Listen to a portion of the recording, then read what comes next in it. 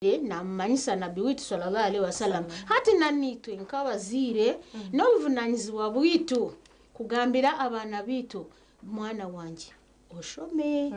habwokuba okusoma nigwo muhanda na n'amazima na n'ebintu byona biri omu nsi omu nibiraba omuriki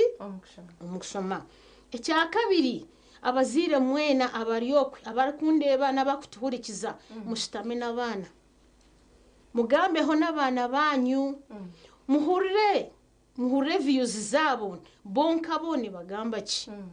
abaana biine ebizibu ebibakusanga omu muhanda kugira ngu boona konka harimu n'ababi kandi enyanya emwe ezunzire nesiisa ezindi egyo n'enfumo y'abanyankore aitukuza ahurikize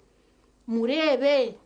ahi bakusomera biine obusinge ebibakusoma nibabikwata ebibakubasomesa nibabicenga nimuza kuhurira ebibakubagambira. Ekyakabiri omuziire weena esente tiziriho reka kankamira omwana kukumukankamira omusiisa obwongo sitama as a family ubagambire nomanya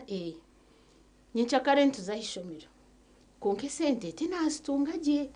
konka shi ebibakwenda ebiri important nibiha akugambire abokuba boni babimanya hariho abaana rukuhandika enanka yona paragraph yona nebitine mugaso nebine we nayenda babimugurire abokuba we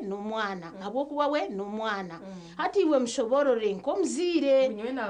nyowe natunga esente ziti hati tubanze twakora ozimworeke for example nibenda emitwaro 20 tis example natunga emitwaro 10 hati mwana wanje tukoreki tugureki na iza kushoborera mami reka tubanze tugure ibitabo tugure karamu